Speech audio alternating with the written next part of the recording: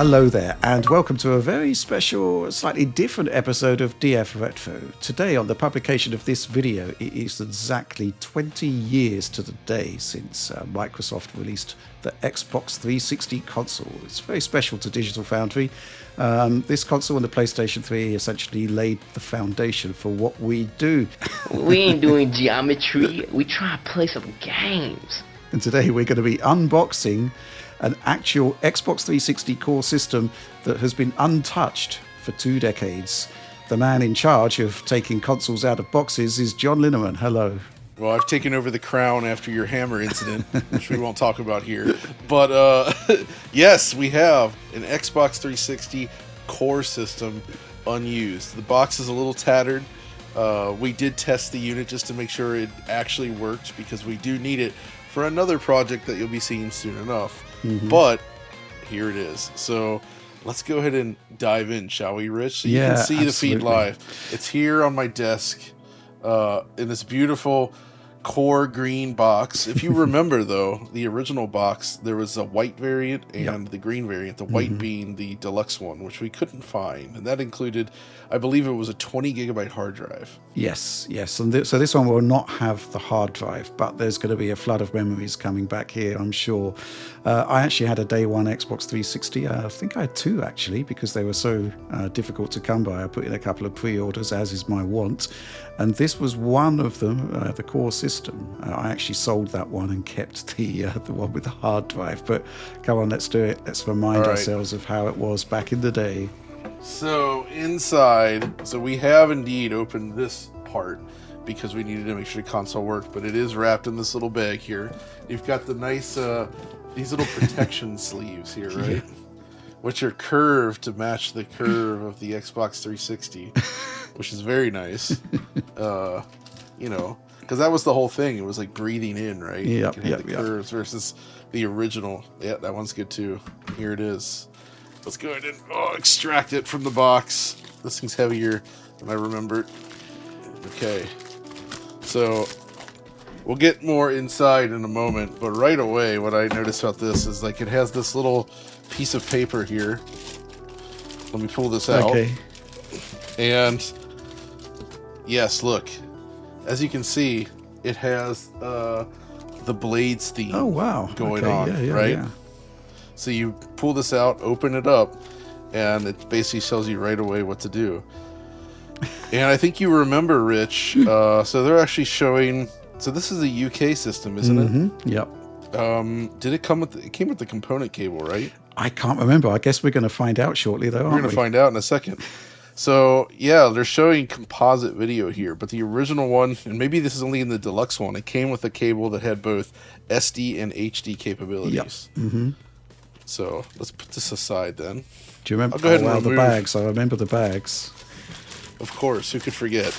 People shipped a lot of Xbox 360s, but for different reasons. Now, this is nice, though, because this is, wow, it's pristine, as one would hope. But like even on the front here, there's this protective plastic, and it had the 2 memory card slots. Also, the core system only has a white disc tray. Yep. See that? It was silver on the higher end model.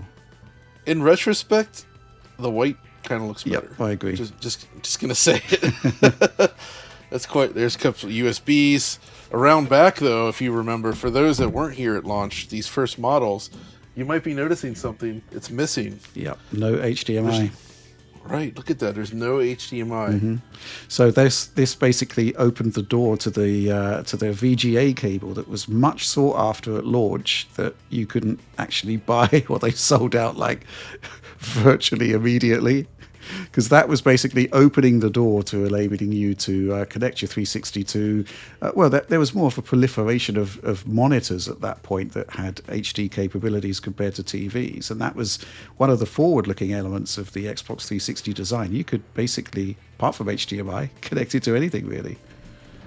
Exactly, which is pretty interesting. And it was indeed the first of the HD consoles. Of course, on top here, we have this, where if you had the deluxe model, you would actually have a hard drive here. Yeah. I think this is a really genius system.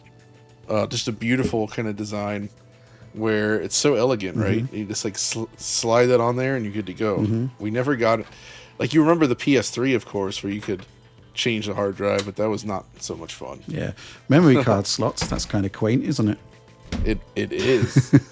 On the original Xbox, they were actually built onto the controller, like the Dreamcast, but here they moved them. Let's go ahead and stick that aside for the moment.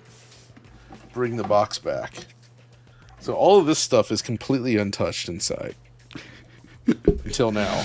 I like the way that the foam has kind of discolored on one side. It has. It's a little yellow now. You see here, though, we've actually got an Xbox sticker in there, along with the 1 month of Kostenlos Xbox Live. Oh, wow. So I wonder if that code still works. Is it a code? Is it? I don't know. I guess it would be. Probably a code. And we've got the manual here, which with the power button on it, they could probably recolor 3 of these lights and it would be funny. But this was before people knew what was going to happen. So so here we go. The foam. Wow. You're right. The one is completely yellowed now. Look at this. That's awesome. Okay. Well, then there's so much of this like superfluous green cardboard just shoved in there. Yeah, It's kind of low rent compared to today's Xbox packaging. It really is. Yeah. All right, here we go. So we're gonna open this up. What do we got? Wow, So, the green bags. It smells musty in here. Wow. It's 20 years old, John. Wow. Okay, so look at this. We've got ourselves the giant power brick. Man, okay, yes. Wow. Still encased in green like this. Wow, look at that. This is kind of wild. Takes you back, doesn't it? It sure does. So put that aside. What is this? This looks like a... Wait a minute, Rich. Look at this. Yes, If I open up this bag... This is a European kit. Oh, okay, that's interesting. That's why I saw German written on that booklet. I think this is actually a German unit that you somehow got in... Yeah, UK. I bought this from eBay for a hefty ransom, I should say. But wow, I didn't know it would be a German unit. It truly looks new. Like there's not I mean, it is, of course, but there's not a single like scratch or like thing on any of the plastic or metal that would indicate. The only thing is the tape here is losing its gum. Yes. It's actually got like a powder to it now. So, we'll set that aside. What other goodies we got in here? Oh, I know it. This is gonna be beautiful. Whoa, I forgot. Okay, I forgot about this. Right.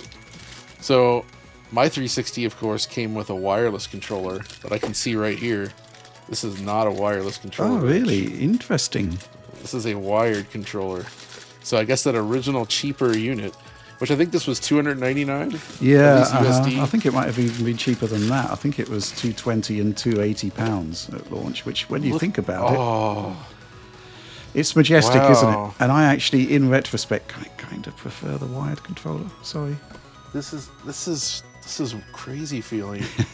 Like I haven't felt so on all my 360 pads. These sticks, the rubber is all worn down and smooth, and these feel so pristine. I haven't felt, and the triggers are really tight feeling as well. Like this is cool. Wow, look at that. A fresh and clean Xbox 360 controller, wired no less. So I think I still got this. Look. Yes. I never quite understood the relevance of that and why they did it. It's very America, right? Like if you're in a giant living room with a cord draping across okay, the so floor. it's for extending purposes. Well, it's more for if you trip on it, it doesn't rip the console down from the Right, shelf. got it. Okay, So interesting design point there. I actually had a wired controller, but I think I got it with a debug test station as opposed to a console itself. But the great thing about that, of course, is that it was very easy just to connect to a PC. Whereas the wireless one, you needed a dongle. Well, Rich. Look what we have here. Yes, just as John. I feared. Man, my hands feel weird now. It's basically some sort of interface with 20 years of the past going on there. So it was confirmed that it was just a composite cable you got with the core system. It is confirmed. I forgot. It doesn't even have the optical out anywhere for the sound. It's just raw composite video. I mean, imagine buying an HD console in 2005 and you get this. Yeah, chances are, though, you didn't have an HD TV, though, on, It's very possible. as a sort of general consumer. But with that said, not even a SCART cable. Wait, there's something You've got else. your SCART One more adapter. goodie. No RGB, though, or OBS, No. as they say. No, Rich. I'm going to open that up, though. Is this an official? Sorry for tearing the package. Don't be sorry, It I do is. it all the time. Look at this. Yeah. It's an official Microsoft SCART adapter for composite video only. Yeah. Wow. Thinking about it, John, wireless controller, hard drive, proper cables. The premium for the premium pack was like, basically slam dunk, really. Should have got the premium one. Exactly. Yeah. Yeah, it was $100 less in the US, but you lost a lot. Yeah. Obviously, in the US, we did not get the SCART adapter. Mm-hmm. Wasn't there an offer, or wasn't it the case that you got like a DVD remote or something as well? In the premium pack only. Right, yeah. Mm-hmm. So it's amazing. They stripped out a lot of stuff in this core pack. Yeah. Like this was clearly this is what you didn't want to get. They wanted to upsell you in a big way. Yeah. Mm-hmm. This was when they were just concerned about pricing, when $299 was like the previous ceiling for successful consoles. Yeah. Right? Mm-hmm. I think they were scared that they had to launch at $399. Yeah. Mm-hmm. So they're like, well, we got to get a cheaper model in there. And they stripped out everything. Yes. There is an irony, of course, that the original Xbox came with a hard drive and this one didn't. Right. And this was actually a serious problem for the first few years in terms of digital stuff. Because like downloads on XBLA and all that needed to fit on the memory cards, I believe. So they limited into like 80 megabytes. Mm-hmm. So, Rich, what do you say we plug this bad boy into a CRT Okay. and fire it up for real? Okay. Let's do it. A hushed awe as we turn on a 20-year-old console.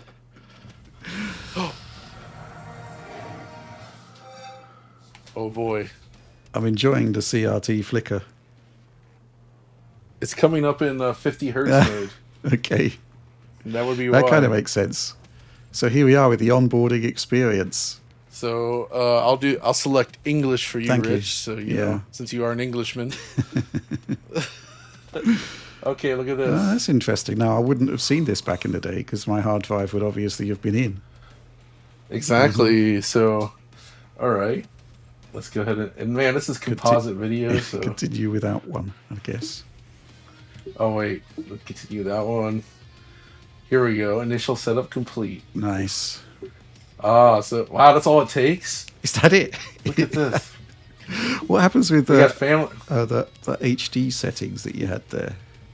Let's find out. Okay. See, PAL settings. Here we You go. can put it to PAL 60. That might be a bit easier on our eyes. Exactly. Normal. There we it go. goes. It's in 60 hertz now. Wow. And wait a minute here. Can I can set it to widescreen and then change the TV, but I'm just going to leave it in 4:3. Yeah, that was the cool thing, of course. There's full 4:3 and 16:9 support on the front end, and obviously the whole range of resolutions, which I guess we'll talk about in the follow-up content that you're planning. But for here, it's basically the OG CRT experience. So this is what you would have gotten out of those initial systems, like the core system, because it only came with the composite video cable. Should we check that the tray opens? Oh yeah, let's do that. Oh man, there it is, the blades. It opens good. Okay. What do you say I put a disc in there a while? Yeah, sure. Let's see here. What am I going to put in there? Ridge Racer? Perfect Dark? How about this, Rich? Project Gotham 3. Oh, okay, yep. I had that at launch. Let's go ahead and stick this in here. I had 3 games at launch, if memory serves. It was Perfect Dark 0, I guess. It would have been Project Gotham 3. That was available at launch, wasn't it? and of course Need for Speed Most Wanted, which you Oh, recently yes. revisited that. You didn't particularly like what you saw, but I guess that's something we'll talk about in the next 360 retrospective. Okay, so that's interesting. The days of physical media having region lock. Interesting. So this is actually there is a list of games that have the region lock, and it's mixed. But this one, obviously, okay. Let me think here. Let me try a different one. Okay, next up, we're going to try the U.S. version, Ridge Racer 6. Okay.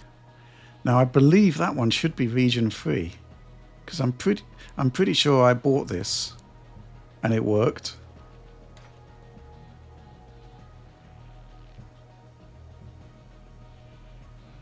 So I believe this did not launch in the Europe. No, This it was didn't. in I had to Japan and import it. America. That's right. Okay, it's reading. Oh, There we go. it works.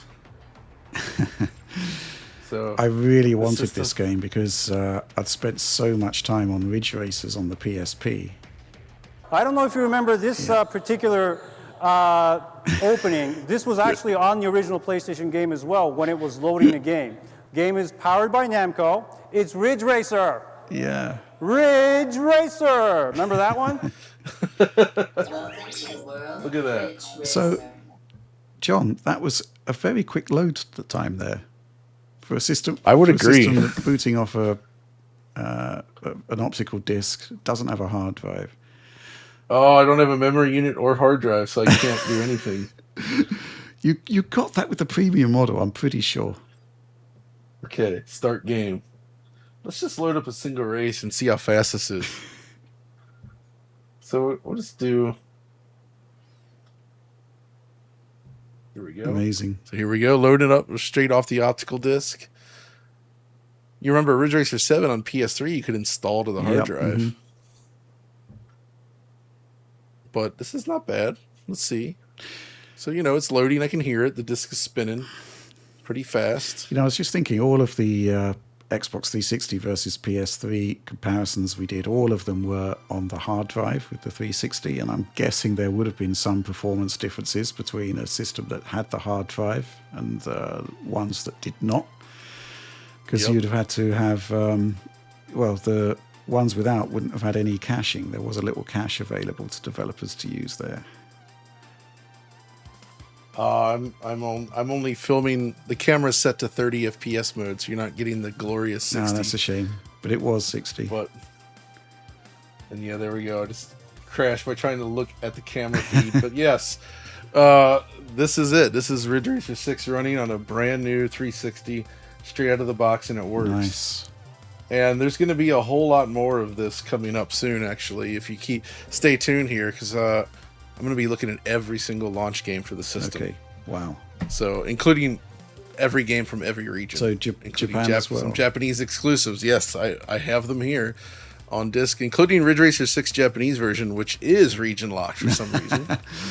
So I don't me if know. I'm wrong, but you were in Japan when the 360. I was living in Japan when the 360 came out, exactly. Amazing. So I went to the launch at the Shibuya Tsutaya, Mm-hmm. which was quite a fun time indeed. Peter Moore was there. Really? Yeah, Wow.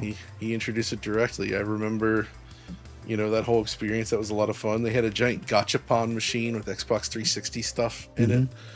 It was a pretty big turnout, to be honest, but that was like the premier location, right?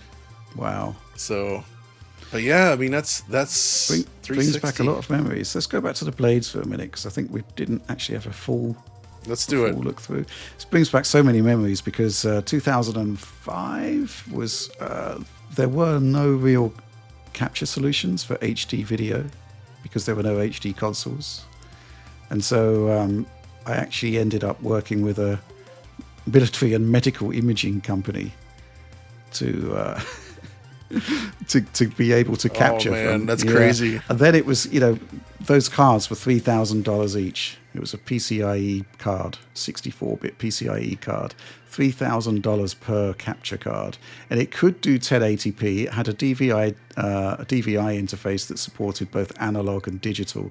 So, and yes, I remember back in the day, a very helpful developer pre-launch actually let me borrow a test system, a 360 test system. and it had the VGA cable, so I could confirm that this $3,500 capture, $3,000 capture card did support VGA, and it was a superb picture from the 360 there. Oh man, that's awesome. Yep. And then a lot of work to get and then there. a year later, it was trying to get hold of a development PlayStation 3 to make sure that the HDMI was actually compatible with DVI, and it was. Yeah, crazy memories. But there it is, the beloved Blade system. It's funny how people just still really miss this, John. I see why, because controlling it now, it's very snappy. It's perfect 60 FPS with no hiccups. Everything just feels really fluid and nice in a way that the later operating systems did not. Like the last ones are just not that smooth on this hardware, and it feels very clunky. And honestly, the same thing happened to PlayStation 3, where like the interface got worse in time. Like these launch era interfaces are awesome, and it's really sad that they changed it. And you saw how fast we got this thing set up, right? Yeah, and loading games. It's just, I mean, you're just ready to go. This is classic console gaming, but you can still see all like the bones of what they want it to do. Yep, the here. media center stuff. That's great. Yeah, but you notice there's no, so there's Xbox Live Arcade demos and trailers, but there's no like direct store at this point yet. Yeah, right? I don't think there was. So, and you could join Xbox Live, and then they had a whole tab dedicated to media, including Media Center. Yes, I remember the 360 didn't actually play back 60 FPS media. No, it did not. You had to stream across from a PC that was using, I think it was the Windows Media version, Media Center edition of the time. Oh, and even then, it wasn't 60. Which, by the way, right there, computers. Amazing. So you can totally do this. I remember doing it. Also, if you plugged in an old iPod into this directly, it would work. So this is a very sleek system, and I'm going to put it through its paces soon. And in the big video we got coming up, we'll have probably the cleanest capture that's ever existed of the blades, with a nice 720p fed into a RetroTink 4K with perfect upscaling. It'll be the best look you've ever had at the blades. And man, if only it could come back. I've got to say, John, acquiring this 360 was a considerable drain on financial resources. And as you know, it was the second attempt because the first was a scam. Yes, it was. But we did it. We actually got hold of a 20-year-old Xbox 360 that had never been powered on. And obviously I had to buy it on the, knowing that it hadn't been powered on, so we had no idea whether it would actually power on or whether it would have degraded over time, but it has, and there it is. Amazing stuff. I bet it'll run for a good 6 to 12 months before red ringing too. Yes, until we need to send it in for repair. I wonder if they still have the Xbox 360 coffins ready to go. Wow. This has been amazing, John. I've really enjoyed this. Yeah, I mean, likewise. you know me and my aversion to unboxing videos, but when it comes back to the 360 and nostalgic unboxing, I think we're onto a winner here. I think so too. It was a good time, and I'm going to enjoy this fresh, clean Xbox 360 controller. It's so nice. It's so clean. You could still use this today, right now, on your PC, and it'd still be a great controller. No question. Brilliant. They were awesome. So, yeah, I guess it's going to do it. Brilliant. Okay, well, I hope you enjoyed this particular piece of content. We thought it would just be something a little bit different. We wanted to do something like this for a while, and 20th anniversary of the 360. Why not? But if you enjoyed the content, please do like, subscribe, share, ring bells for notifications, all of that stuff. We've got a brand new website at digitalfoundry.net as well. And of course, DF Retro will return with the mega episode, the mega Xbox 360 episode that John is diligently working on. Yes. As we record this. Yes, Rich. But in the meantime, thanks for watching and supporting Digital Foundry.